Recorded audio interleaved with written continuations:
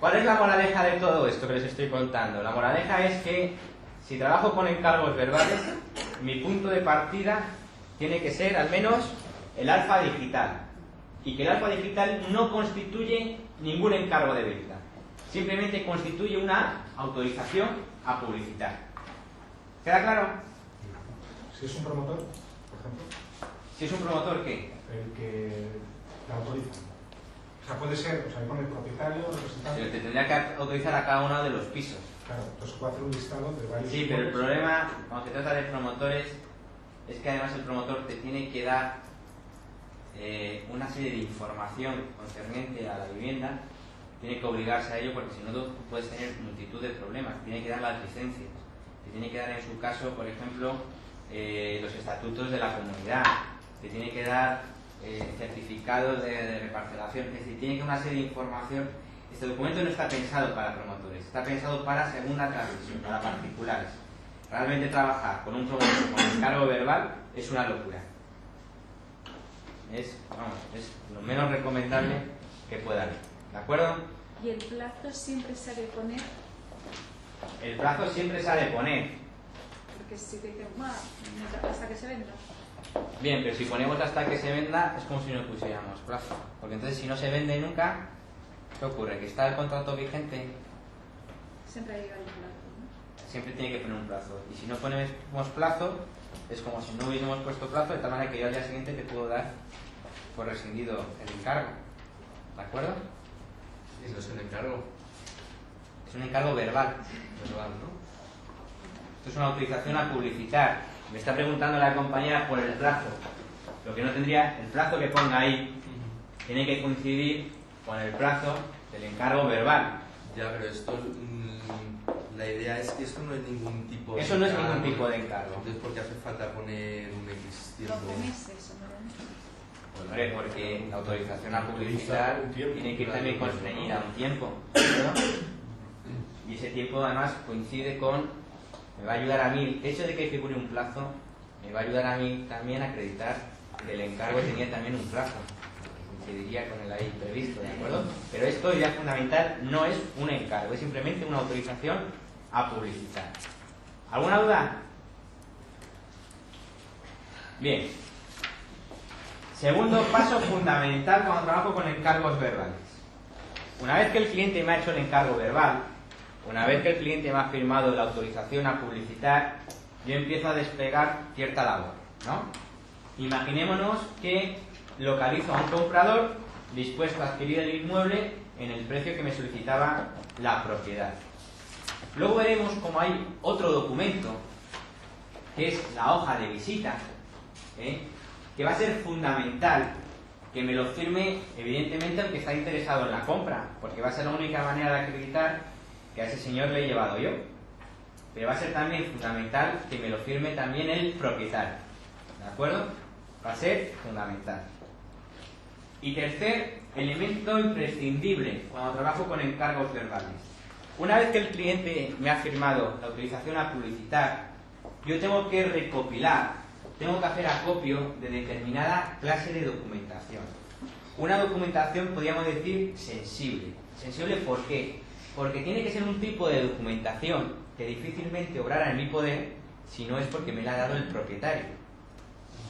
Por ejemplo, un recibo del IBI, un recibo del pago de la hipoteca, fotocopia de aquella parte de la escritura de compraventa donde se acredite que el propietario es titular de la vivienda.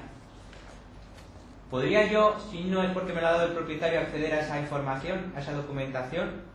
Evidentemente no. ¿Y por qué a mí el propietario me iba a dar esa documentación? A mí, que soy agencia inmobiliaria, si no es porque me ha encargado la comercialización de su inmueble. ¿Ven ustedes el argumento? Es una documentación que tengo yo como agencia inmobiliaria porque el propietario me ha encargado verbalmente la venta del inmueble. Si no, no tendría ningún sentido que obrase en mi poder esa documentación. ¿Lo ven? Y luego veremos, como último paso, que cuando trabajo con encargos verbales tengo que firmar un tipo de contrato de arras que tenemos aquí en la red alfa, que se llama contrato de arras y mandato de venta. Luego veremos a ese documento. ¿Queda más o menos la idea clara? Conviene que lo firme también Alfa en este caso. ¿El qué? El Alfa Digital. El alfa digital, de alguna manera, es un documento tuyo que ya está firmado por ti. Eres tú el que se lo pones. Es un documento que lo puedes imprimir en papel con el membrete de la organización. Pero el hecho de que tú ahí figures, evidentemente, también deberías de firmarlo. Bien. ¿Alguna duda? Bien, hemos dicho que los clientes podrían encargarnos la venta de su inmueble de dos formas: verbalmente o por escrito. Si nos encargan la venta por escrito, evidentemente tenemos que firmar un contrato de encargo de venta.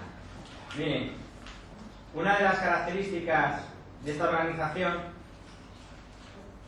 es que en Alfa solo tenemos un único tipo de encargo de venta. Otras redes tienen distintos tipos. ¿Han oído ustedes hablar de la exclusiva? ¿Han oído ustedes hablar del agente único?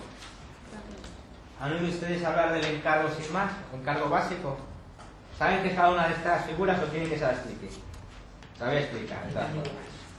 Miren, el encargo básico significa que el cliente propietario puede encargar la venta a cuantas agencias inmobiliarias estime por conveniente. Y que además él, por su cuenta, va a poder también hacer gestiones para vender el inmueble. De tal manera que si el inmueble lo vende él, no va a tener que pagar a ninguna agencia inmobiliaria. Y solo va a tener que pagar a aquella agencia inmobiliaria que le haya presentado el comprador. ¿De acuerdo? ¿Qué significa agente único?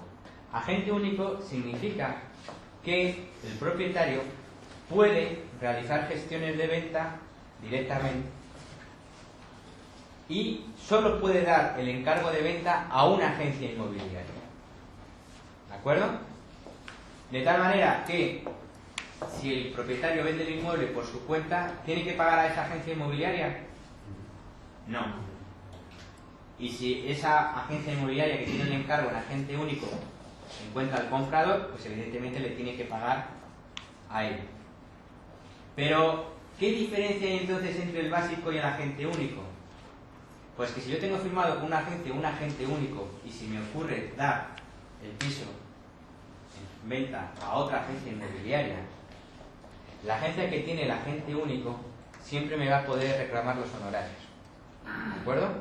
Digamos que agente único significa que solo voy a poder dar el encargo a una agencia, y que si se lo doy a más de una agencia, aunque el comprador me lo haya presentado esa otra agencia, la que tiene el agente único me va a poder reclamar los honorarios. ¿Queda claro? ¿Y qué significa una exclusiva? Significa que yo le doy el encargo en exclusiva a una agencia inmobiliaria, y si yo vendo el inmueble por mi cuenta, voy a tener que pagar a esa agencia inmobiliaria, y si lo vende otra agencia inmobiliaria distinta a la que tiene la exclusiva, también voy a tener que pagar a esa agencia inmobiliaria. De tal manera, en definitiva, una exclusiva significa que a la agencia que lo tiene, si durante el periodo de vigencia de esa exclusiva se acabase vendiendo el inmueble, le tendría que pagar en todo caso. ¿De acuerdo?